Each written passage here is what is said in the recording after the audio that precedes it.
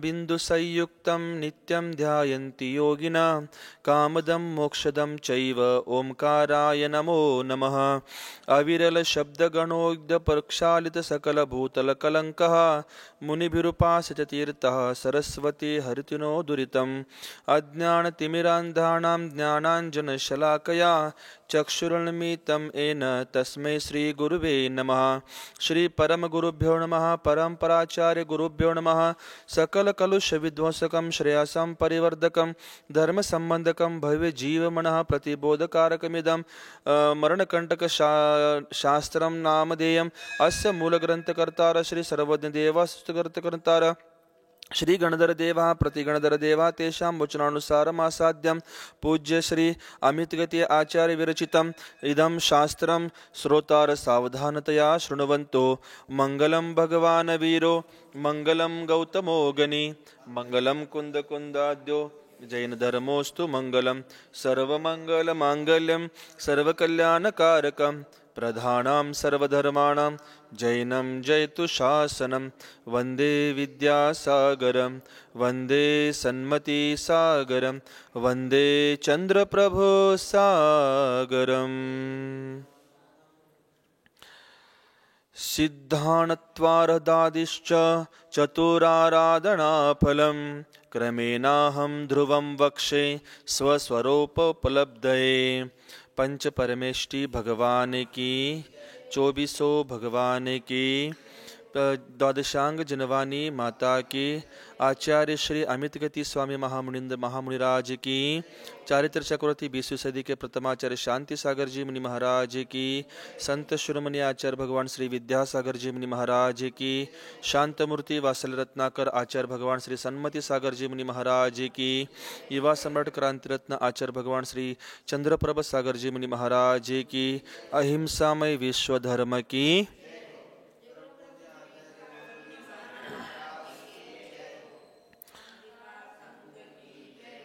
आचार्य भगवान अमितगति स्वामी विरचित मरणकंटिका अशा या महान ग्रंथाचा अध्ययन आपण सकाळच्या सत्रामध्ये करत आहे।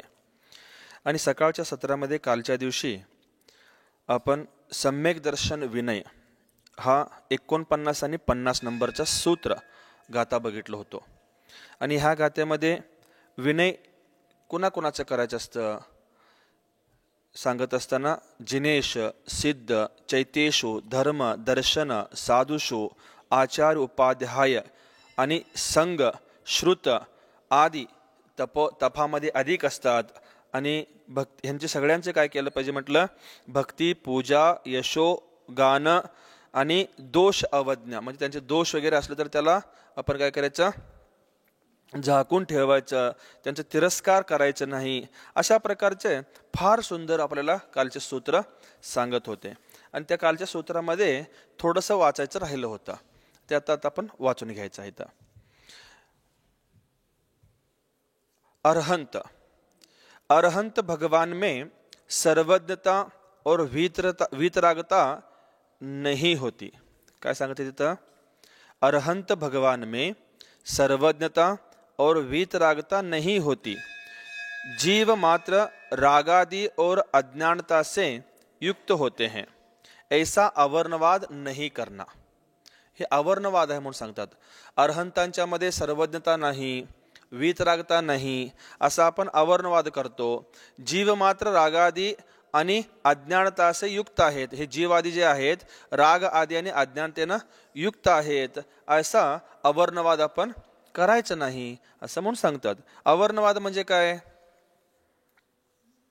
अवर्णवाद म्हणजे काय, ज्याच्यामध्ये जे दोष नाही त्या दोषाला आपण प्रकट करणं ह्याला अवर्णवाद असं म्हणतात। सौरभ चोर आहे,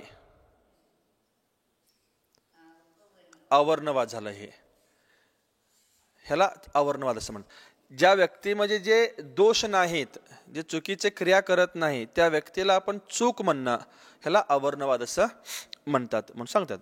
यदि कोई ऐसे दोष लगा रहा है तो दूसरे असर्वज्ञों की प्रत्यक्ष और अनुमान प्रमाण से विरुद्धता दिखाकर सर्वज्ञता आदि की सिद्धी करना दोष तिरस्क्रिया है.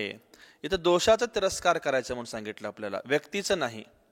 असं कोणीतरी आता व्यक्ती आपल्याला सांगत आहेत की अमुक अमुक ह्या भगवंतांच्या मध्ये वीतरागता नाही, सर्वज्ञता नाही, असर्वज्ञता आहे, असं प्रकट आपल्याला दाखवलं त्यांनी. म्हणजे आपल्याला समजावून सांगत आहेत त्यांनी की असं असं त्याच्यामध्ये दोष आहे. त्यावेळेला आपण त्याचा तिरस्कार करून हे चुकीचं सांगत आहे तुम्ही, ह्या वीतराग भगवंतांच्या मध्ये वीतरागता आहे, सर्वज्ञता आहे, हितोपदेशत्व आहे, ह्या भगवंतांच्या मध्ये 46 गुण आहेत. हे आधी आपण जे समजावून घेतलेलं आहे ते समजावून घेतलं, त्या दोषाचा विरोध करायचा, आपण त्या दोषाचा तिरस्कार करायचा असं आपल्याला सांगत आहेत.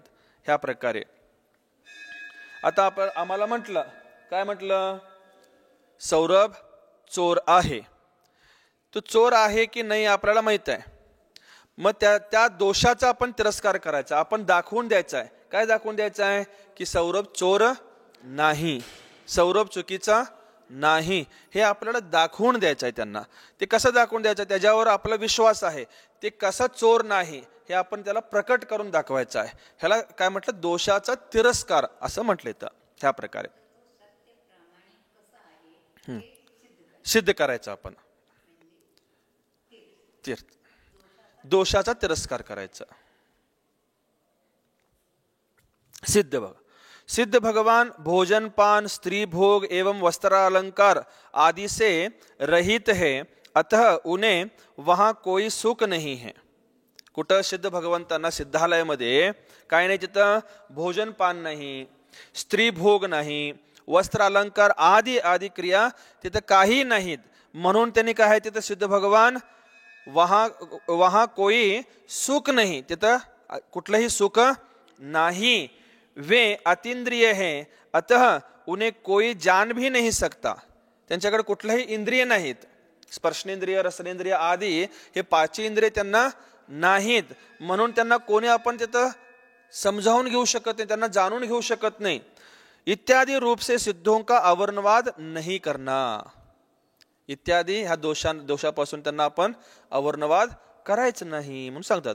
यदि कोई कह रहा है तब उन्हें युक्तिपूर्वक समझाना कि संसार में जो जो वस्तुएं दुख का प्रतिकार करने वाली है उन्हें अज्ञानी जन सुख का साधन मान लेते हैं. या संसारामध्ये जे जे वस्तू दुःखाला कारण आहेत, आता संसारामध्ये जे जे आपल्या डोळ्याला दिसतं ते सगळं दुःखाला कारणच आहे. डोळ्याला आपला जे जे काय काय वस्तू आपण डोळ्यानं पाहतो ते सर्व वस्तू काय आहेत, दुःखालाच कारण आहेत. जे डोळ्याला दिसत नाही, चक्षुदर्शनाने आपण त्याला पाहू शकत नाही, ते वस्तू मात्र आपल्याला सुख देऊ शकणार आहे. काय सुख, कुठलं वस्तू आपल्याला दिसत नाही,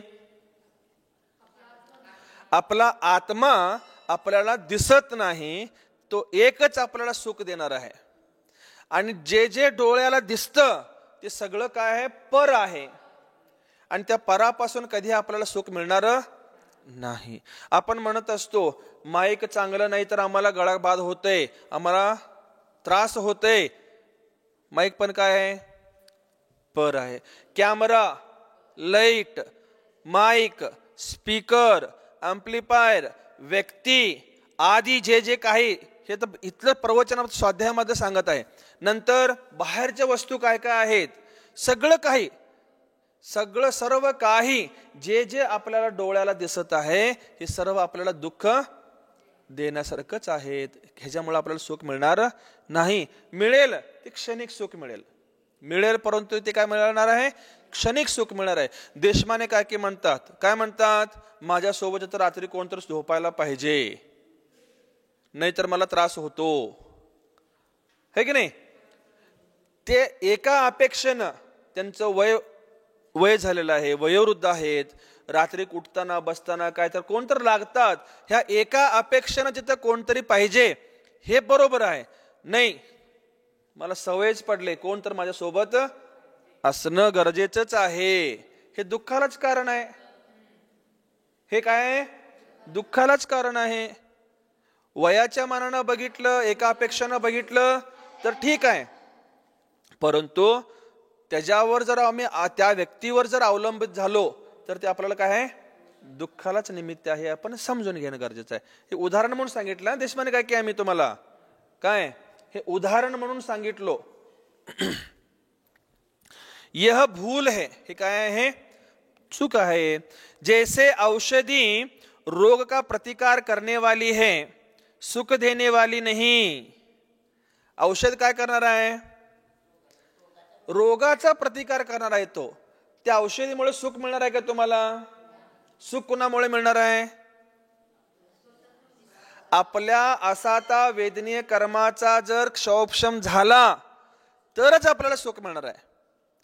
त्या औषधीमुळे सुख मिळणार आहे काय? आम्ही काय झालो, त्या औषधीला ऍडिट झालेलो आहे. त्या औषधीला ऍडिट झालेलो आहे आम्ही. त्या औषधीमुळे आम्हाला सुख मिळणार नाही. आपल्या कर्माचा, अशुभ कर्माचा जर क्षोभक्षम झाला तरच आपल्याला सुख मिळणार आहे. आम्ही निमित्त कोणाला ठरवलो?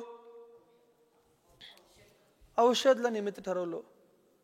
औषधीला आम्ही मान सन्मान द्यायला लागलो. मग औषधीला मान सन्मान देऊन आम्हाला जर सुख मिळणार असेल तर अनादी कालापासून आम्ही किती वेळा औषध खाल्लो? आमचं रोग बरं झालंय काय? झालंय नाही. कुठले कुठले औषध खाल्लो? किती प्रकारचे औषध खाल्लो? आम्ही फक्त बाह्य वस्तूलाच निमित्त ठरवत आहे. बाह्य वस्तूवरच आम्ही अवलंबित झालेला आहे. त्या बाह्य वस्तूंना आम्ही ऍडिट झालेला आहे.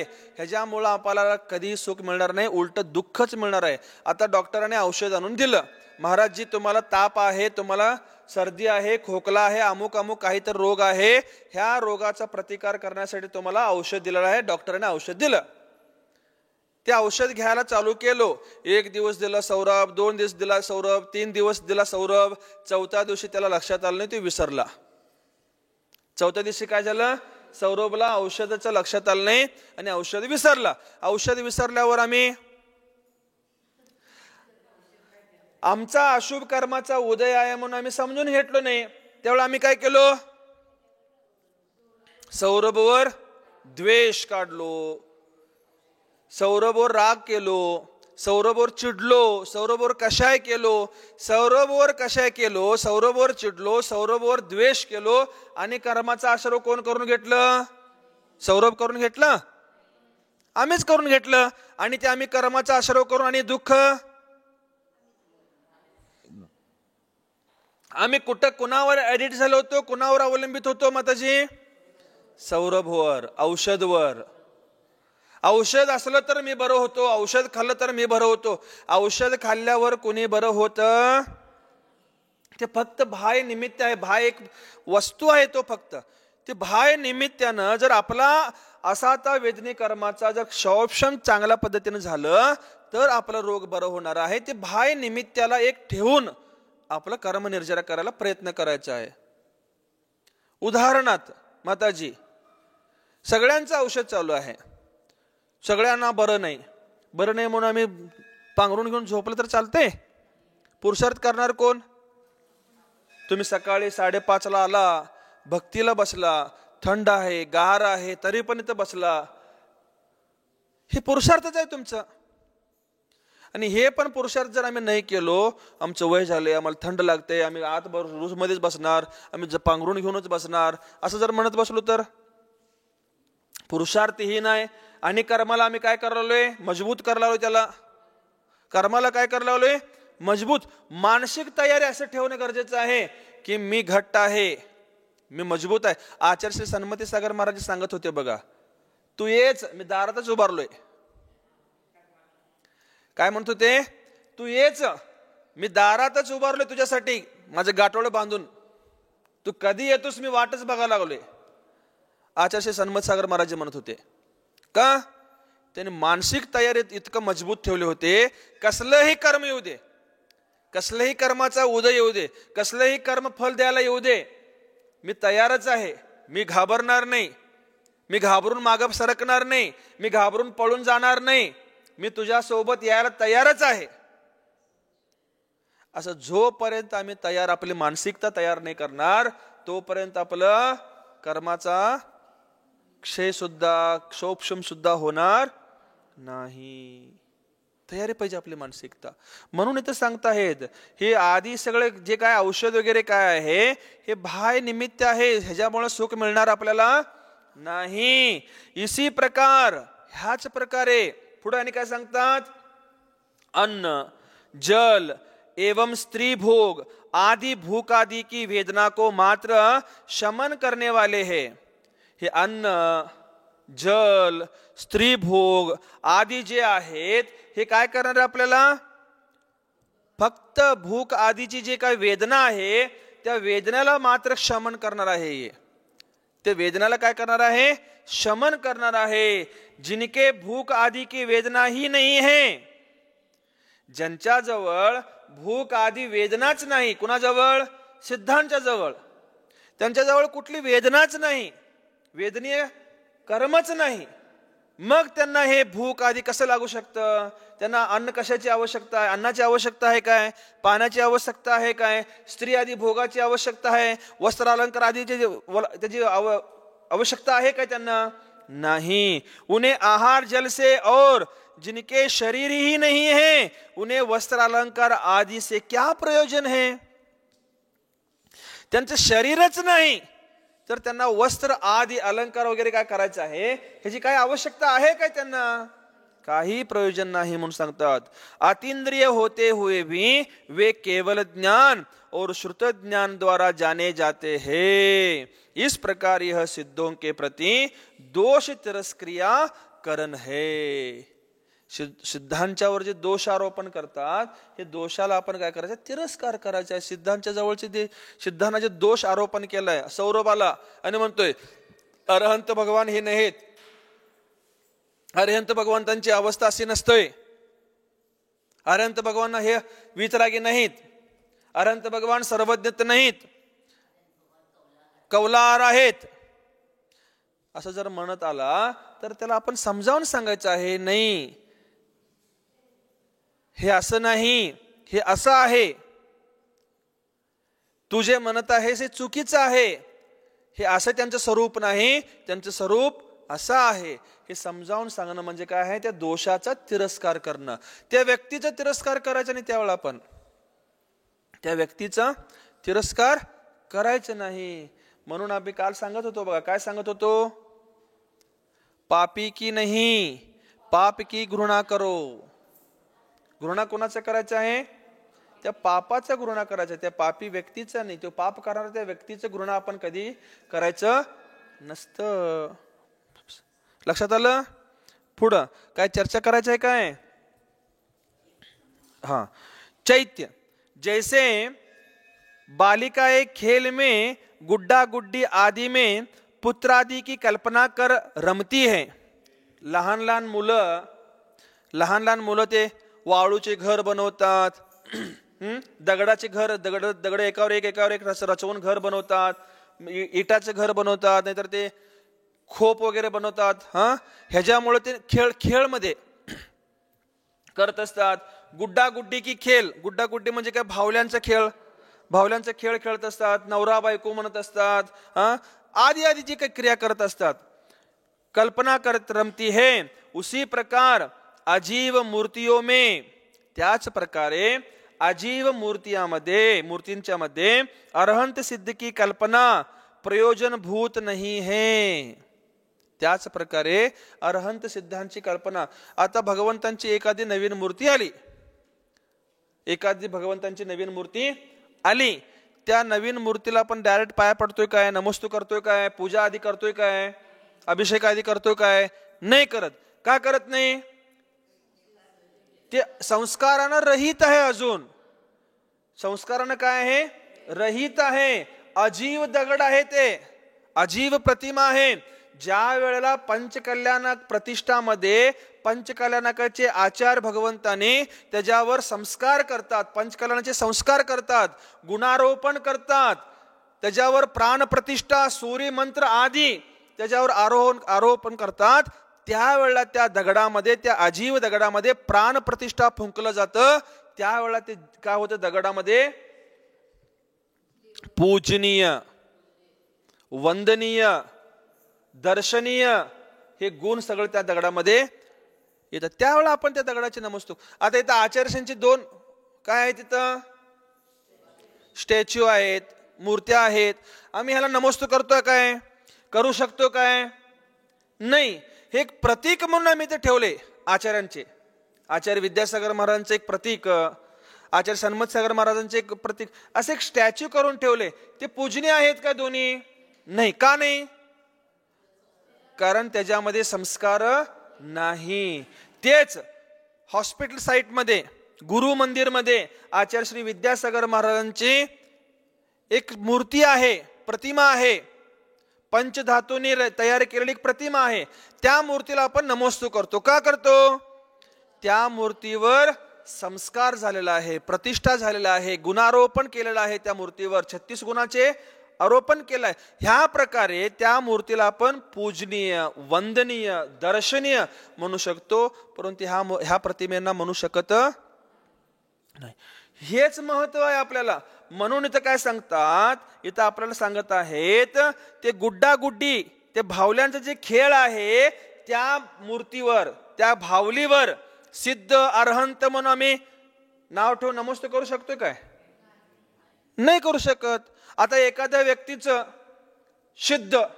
सिद्धार्थ म्हणून नाव असते, सिद्धार्थ म्हणून सिद्ध म्हणून म्हटलं तर त्याला नमस्ते करू शकतोय. अरहंत म्हणून नाव असते, नमस्ते करू शकतोय. आधी 24 तीर्थंकरांचे नावं असतात, नमस्ते करू शकतोय? नाही. त्यांच्यामध्ये जे गुण नाहीत, ते त्यांच्यामध्ये ते गुण नसल्यामुळे आपण त्यांना हात जोडू शकत नाही. हे सांगायचं आहे त्यांना, क्योंकि उनमें वे गुण नहीं है. का नाही? त्याच्यामध्ये गुण नाहीत, म्हणून आम्ही काय करत नाही. इत्यादी रूप अवर्णवाद नाही करना, इत्यादी अवर्णवाद आपण इथं करायचं नाही. चैत्य की दोष अवज्ञा आहे. आता नवीन मंदिर बांधत आहे तिथं पलीकडं, दगडी बांधकाम करलेलं आहे. चैत्य म्हणजे काय? मूर्ती. चैत्यालय म्हणजे काय? मंदिर. मंदिरला चैत्यालय म्हणतात. चैत्यालय सुद्धा पूजनीय म्हटलेलं आहे आपल्याला.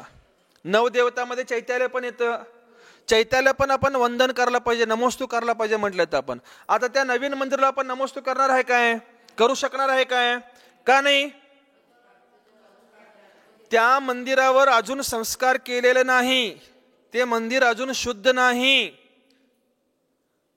त्या मंदिर अजून पूजनीय नाही.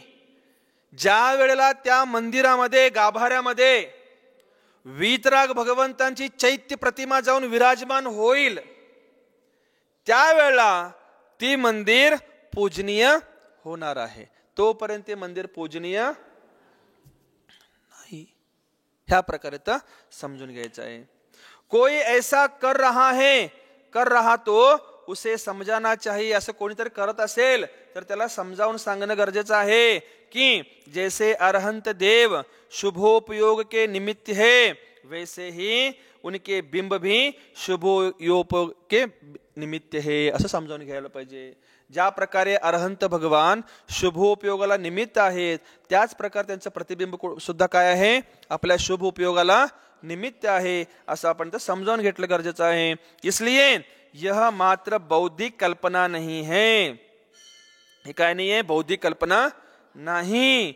इसी प्रकार अन्य सभी में लगा लेना चाहिए. याच प्रकारे अन्य सगळ्यांच्या मध्ये लावून घेणं गरजेचं आहे म्हणून सांगता येतं. लक्षात आलं? काय चर्चा करायची आहे? पुढं 51 नंबरची गाथामध्ये सांगतात, असंयत सम्यक दृष्टि भी अल्प संसारी होता है. काय सांगतात तिथं? असंयत सम्यक दृष्टी सुद्धा अल्प संसारी असतो. भैया काय? असंयत सम्यक दृष्टी सुद्धा ಏನಿರ್ತಾರೋ ಅಲ್ಪ ಸಂಸಾರಿ. ನಂಗೆ ಭಯ ಹೇಳಿದ್ರು. ಈಗ ಏನು ಹೇಳಿದ್ರು? ನಾವು ಒಟ್ಟ ಕಣ್ತರದ್ ನಿಮ್ ಕಡೆ ನೋಡ್ಕೋತ ಕುಂಡಾವ್. ಅಲ್ಪ ಸಂಸಾರಿ. 5 ನಿಮಿಷ ಆಯ್ತು, ಮತ್ ತಳ ತಲೆ ಬೀಳ್ತೈತಿ, ಮತ್ ಕಣ್ ಮುಸ್ತೈತಿ. ಏನಿಲ್ಲ. ಪುಸ್ತಕ ಮುಂದಿಟ್ಕೊಂಡು ಕೊಂಡೋದಂದ್ರೆ ನಿದ್ದೆ ಬರಂಗಿಲ್ಲ.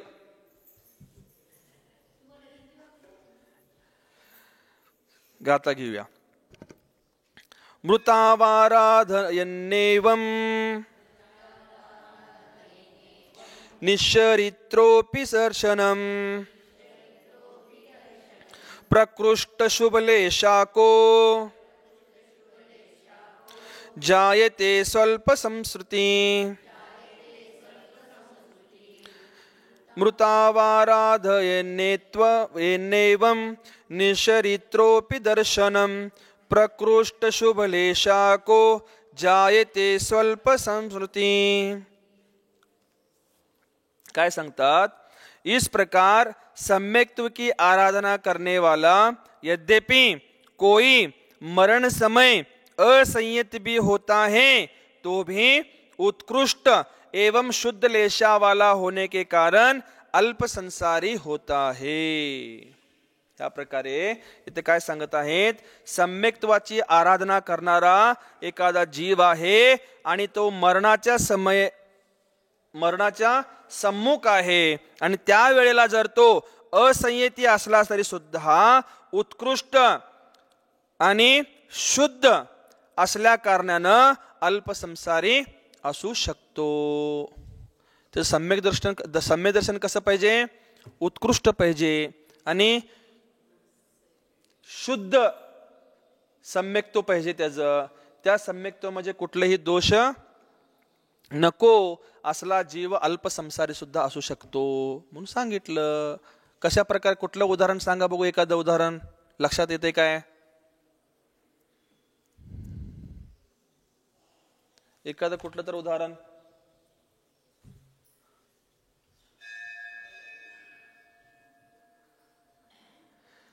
असंयमी आहे, सम्यक दृष्टी आहे, असंयमी आहे, सम्यक दृष्टी आहे आणि त्या जीवाचं मरण झाल्यानंतर तो अल्पसंसारी आहे। लवकरात लवकर मोक्षाला जाणार राहतो तो अल्पसंसारी, एकच भव अवतार येतात तो, एक भवामध्ये तिथनं आयु संपवून मनुष्य गतीमध्ये येऊन प्रथम तीर्थंकर होऊन मोक्षाला जाण्यासारखं सौभाग्य प्राप्त करून घेतलेलं आहे। असंयमी असून मरण प्राप्त करून घेतलं तरी सुद्धा तो अल्पसंसारी आहे। ह्या प्रकारे तर समजून घ्यायचं।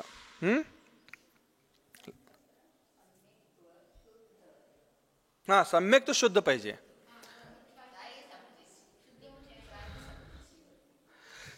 सम्यक तो शुद्ध असेल तर हे सांगितले की सम्यक तो शुद्ध पाहिजे आणि उत्कृष्ट पाहिजे म्हटलं। उत्कृष्टचा अर्थ काय? सम्यक्त्वामध्ये उत्कृष्ट सम्यक्त्व, सम्यक्त्वामध्ये उत्कृष्ट सम्यक्त्व कुठला आहे? क्षयिक सम्यक्त्व आहे। तो भले असंयमी असला तरी सुद्धा ते संसार काय आहे? अल्प आहे म्हणून समजून घ्यायचं। या प्रकारे पुढे पुन्हा सांगतात, सम्यक्त्व के आराधक कोण कोण होते हैं? सम्यक्त्वाचे आराधक कोण कोण असू शकतात म्हणून प्रश्न आल्यानंतर सांगतात, रोचका जंतवो भक्त्या स्पर्शका प्रतिपादका आगमस्य समस्तस्य सम्यक्त्वाराधकामता रोचका जान्तवो भक्त्या स्पर्शका प्रतिपादका आगमस्य समस्तस्य सम्यक्त्वाराधकामता। फार सुंदर सांगत आहे तिथं। काय सांगतात? समस्त आगमार्थ की रुची वाले, समस्त आगमाच्या अर्थाच्या रुची असणारे, भक्ति से स्पर्श करने वाले, भक्तीनं स्पर्श करणारे, एवं उस अर्थ का प्रतिपादन करने वाले, त्या अर्थाचा प्रतिपादन करणारे जीव सम्यक्त्व के आराधक माने गए हैं। काय सांगितलं? समस्त आगमामध्ये रुची ठेवणारे, आगमाच्या अर्थामध्ये रुची ठेवणारे, रुची पाहिजे तिथं। रुची जर नसेल तर, रुची नसेल तर, आता एकदा चौक्यामध्ये आता जेवणाला तुम्ही बसताय, त्यावेळेला तुम्ही सामान्य श्रावक सुद्धा जेवणाला बसताय, घरामध्ये स्वयंपाक केलेला असतात, तुम्हाला आवडत नाही अशी एखादा भाजी तुमच्या ताटामध्ये वाढतात, काय ताटामध्ये शिरपाल भैया वाढतात, त्यावेळेला तुम्ही काय करताय? नको नको म्हणताय तरी पण जबरदस्तीने घालतात, घ्या भैया चांगला आहे खावा म्हणतात। तुम्हाला त्याच्यामध्ये आवड नाही. रुची म्हणजे टेस्ट नव्हे, रुचि म्हणजे टेस्ट नहीं. इडली डोसा मुझे अच्छा नहीं लगता बोलने का नहीं. रुचि म्हणजे टेस्ट नाही, आवड. त्या वस्तूबद्दल मला आवड नाही. ती वस्तू एखादी व्यक्ती जबरदस्तीने तुमच्या ताटामध्ये घातलं, त्यावेळेला तुम्ही काय करताय? त्याला ताटामध्ये तर सोडायचं नाही. अन्नाचा अभिनय केलेला पाप लागतो आपल्याला. ताटामध्ये आपण सोडलो तसंच फेकलो तर त्या अन्नाचा अभिनय केलेला पाप लागतो. मग त्या अन्नाचा अभिनय करायचा नाही म्हणून आपण काय करतो? आवड नसताना सुद्धा त्या वस्तूला आपण काय करतो? खातो की नाही? खातो. त्या प्रकारची तर सम्यक्त्व नको. त्या प्रकारची तर काय नको म्हटलं?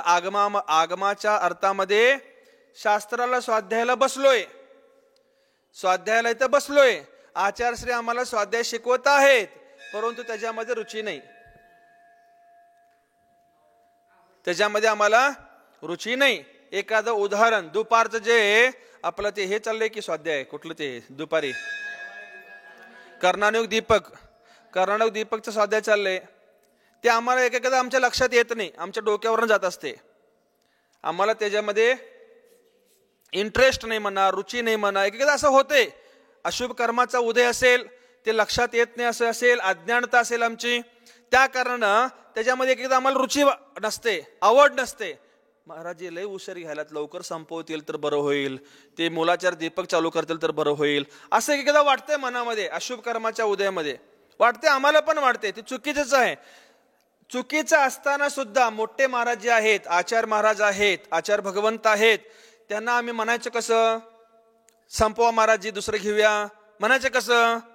मग आम्ही तिथे काय होते? अरुची असताना तरी सुद्धा बसतो. म्हणजे तिथं आम्हाला आवड नाही, नाविलाजानं बसतो, जबरदस्तीनं बसतो, ऐकत असतो. त्यावेळेला ऐकायचं बह पण असते. ते मग काय होतं? डोळं झाकते, झोप येते, पेंगते, सगळं होतं इथं.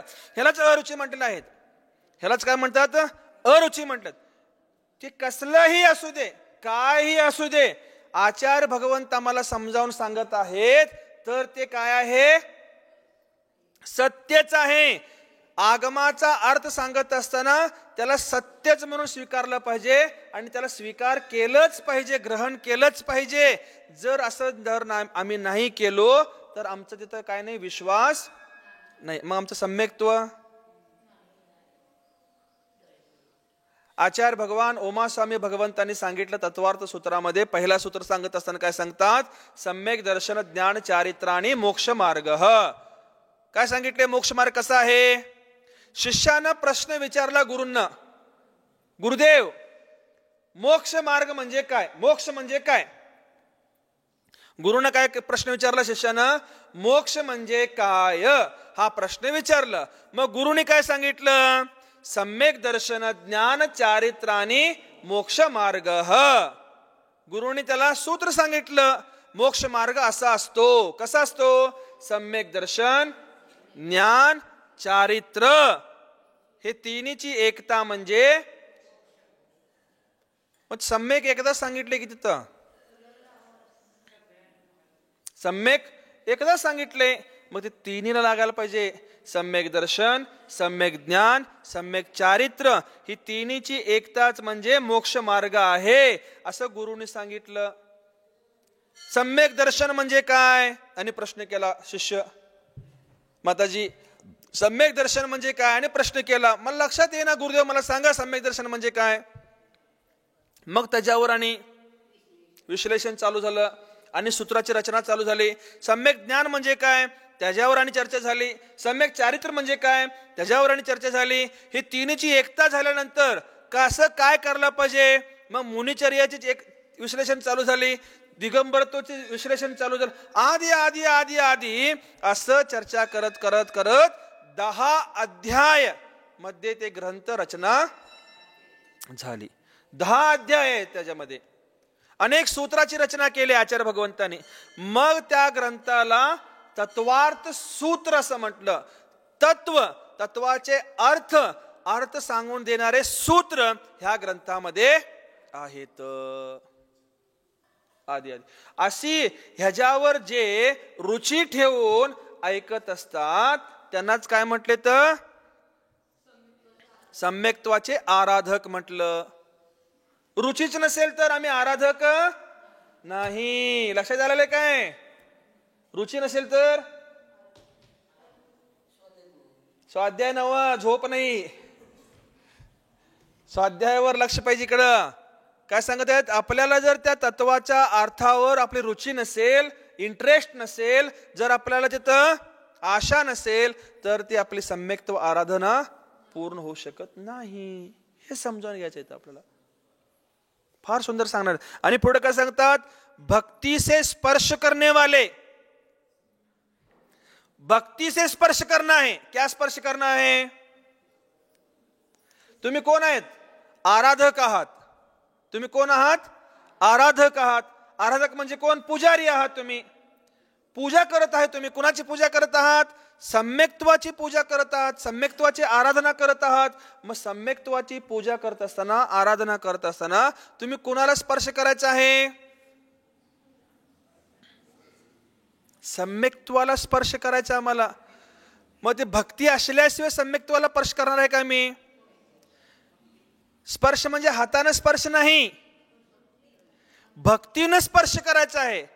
त्या सम्यक्त्वाला उपशम सम्यक्त्व आहे, द्वितीयोपशम सम्यक्त्व आहे, क्षौपशमिक सम्यक्त्व आहे. ह्या सगळ्या सम्यक्त्वाला सोडून क्षायिक सम्यक्त्वाला स्पर्श करायचा आहे, शुद्ध सम्यक्त्वाला स्पर्श करायचा आहे. मग शुद्ध सम्यक्त्वाला स्पर्श करणार कधी? कधी करणार आम्ही? आता आपल्याकडे सगळ्यांच्याकडे क्षौपशमिक सम्यक्त्व आहे, आपल्याकडे क्षौपशमिक सम्यक्त्व आहे. ह्याचा समय किती आहे? अंतर्मुहूर्त आहे. जघन्य समय किती आहे? जघन्य अंतर्मुहूर्त आहे. हे कधी येईल आणि कधी सोडून जाईल गॅरंटी नाही. मग हे सम्यक्त्व शुद्ध सम्यक्त्व आहे काय? मग शुद्ध सम्यक्त्व कुठलं आपलं? क्षायिक सम्यक्त्व. मग ह्या भावात तर होणार नाही. भाव तर करा, भाव तर करा. शुद्ध सम्यक्त्वाची प्राप्ती होऊ दे, शुद्ध सम्यक्त्वाची प्राप्ती होऊ दे, शुद्ध सम्यक्त्वाची प्राप्ती होऊ दे, शुद्ध सम्यक्त्वाची प्राप्ती होऊ दे. भाव तर करा. भाव करायला काय बिघडणार आहे आपल्याला? काय पैसे द्यायचे त्याला? का श्रम करायचा आहे त्याला? काय कुठं कष्ट राबायला जायचंय त्याला? नाही. बसल्या बसल्या ठिकाणी आपण भाव करायला काय चाललंय? हे सम्यक्त्व आमची गॅरंटी नाही. ह्या सम्यक्त्वामुळे मला मोक्षाची प्राप्ती नाही. ह्या सम्यक्त्वामुळे मला क्षायिक नाही नाही नाही ह्या सम्यक्त्वामुळे मला क्षायिक श्रेणी, क्षपक श्रेणी आरूढ होऊ शकत नाही. हे भाव करा. मला क्षपक श्रेणी आरूढ व्हायचं असेल, मला मोक्षाची प्राप्ती करून घ्यायची असेल, तर मला क्षायिक सम्यक दर्शनाची प्राप्ती गरजेचं आहे. भाव करा. भाव करायला काय चाललंय आम्हाला?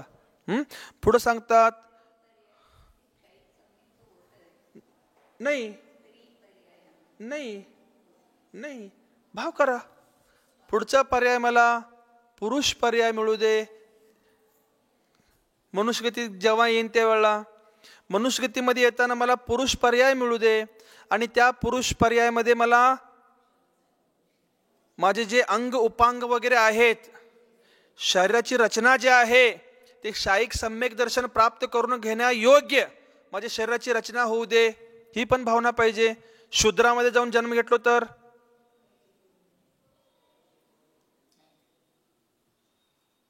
एखादं मनुष्यगती मिळालेलं आहे, पुरुष पर्याय मिळालेला आहे, आणि एखादं अंग उपांग नसेल तर मला त्याला सहन करण्या एवढी माझ्याकडे सहन नसेल तर, माझ्याकडे ती उत्कृष्ट संस्थान नसेल तर, हे सगळं असणं गरजेचं आहे. त्यावेळेला ते क्षायिक समर्दर्शन आम्हाला प्राप्त होणार आहे. सगळं द्रव्य, क्षेत्र, काल, भव, भाव हे सगळे जर आम्हाला योग्य असेल तर ते क्षायिक सम्यक दर्शनाची प्राप्ती. ते काय खेळणी आहे होय? दुकानात जाऊन पैसे दिल्यावर मिळाला नाही. त्याच्यासाठी मग पुण्याची प्राप्ती पण, पुण्य पण प्रबल पाहिजे, आमचं पुरुषार्थ पण प्रबल पाहिजे. पुरुषार्थ आणि पुण्य नसेल तर योग और योग्यता अगर हमारी प्रबल नहीं रहेगी तो उस फल को भी हम प्राप्त नहीं कर पाएंगे. योग और योग्यता. योग म्हणजे काय? पुण्य. योग म्हणजे काय? पुण्य योग. प्रबल पुण्याचा योग पाहिजे त्यावेळेला. आणि योग्यता. योग्यता म्हणजे काय? आपल्याला जवळ उत्कृष्ट सहनन पाहिजे, आपल्या जवळ संस्थान योग्य पाहिजे, अंगोपांग आदी शरीराची जी रचना आहे ती योग्य पाहिजे, आदी आदी जे आहेत पुण्य प्रकृतीची जे जे आहेत ही सगळी जर योग्य असेल तर आम्हाला ते प्राप्त होणार, नाही तर नाही. म्हणतात बघा उदाहरणात, सिंहिणीचं दूध सुवर्णाच्या पात्रातच टिकतंय, नाही तर दुसऱ्या कुठल्या तर पात्रामध्ये.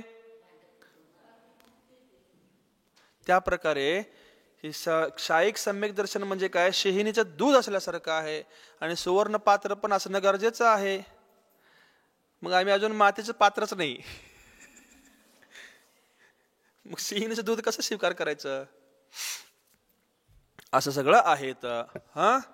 ह्या प्रकारे सम्यक्त्वाची आराधना कोण करू शकतात ह्याची चर्चा चालत असताना सांगतात, एवं उस अर्थ का प्रतिपादन करने वाले.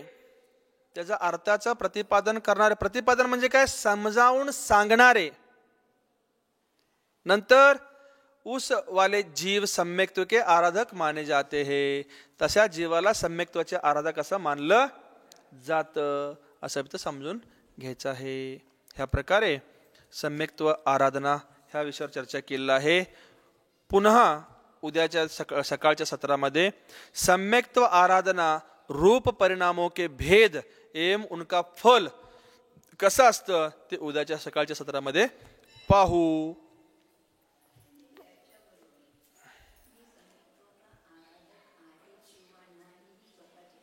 परीक्षा करायची आहे, आपलीच परीक्षा होणार आहे. इथं आपण दुसऱ्यांची परीक्षा करण्याची योग्यता नाही आपल्याकडं. पुढचा व्यक्ती सम्यक दृष्टी आहे की नाही, तो होऊ शकतो की होऊ शकत नाही, ह्याच्याबद्दल आपले परिणाम बिघडवून घ्यायचे संबंधच नाही आपल्याला. माझ्याजवळ ती योग्यता आहे की नाही, मी सम्यक दृष्टी होऊ शकतो की नाही, मी सम्यक दृष्टी आहे की नाही, मला सम्यक्त्वाची आराधना करायची आहे की नाही, हे स्वतः हे जे प्रश्न आहेत स्वतःच्या आत्म्यामध्येच हे प्रश्न चिंतन करायचे आहेत. उठून आम्ही काय करतोय? दुसऱ्यांचाच प्रयत्न पुरुषार्थ करत असतोय, दुसऱ्यांच्यासाठीच. मने तिनोदा मत ऊर उसाबरी माडकोत खुंडोदा. घरचं खायचं आणि गावचं उसाबर करत फिरायचं, ह्याच्यामध्ये काही लाभ आपल्याला मिळणार नाही. आपलं समय बर्बाद आम्ही करून घ्यायला लागलेलो आहे. आपल्या जवळ जी योग्य मूल्य समय मिळालेला आहे, ह्या मौल्यवान समयाचा आम्ही काय करलो? दुरुपयोग करत आहे. मग दुसऱ्यांसाठी प्रयत्न करत असेल तर दुसऱ्यांची परीक्षा करायचीच नाही. तर परीक्षा किसकी करनी है माताजी? स्वयं की करनी है. स्वयं की परीक्षा करेंगे तो स्वयं पास होंगे. दूसरे की परीक्षा करते बैठेंगे तो दूसरा पास होके चला जाएगा आगे, तो हम इधर ही बैठे रहेंगे. ओम नमः.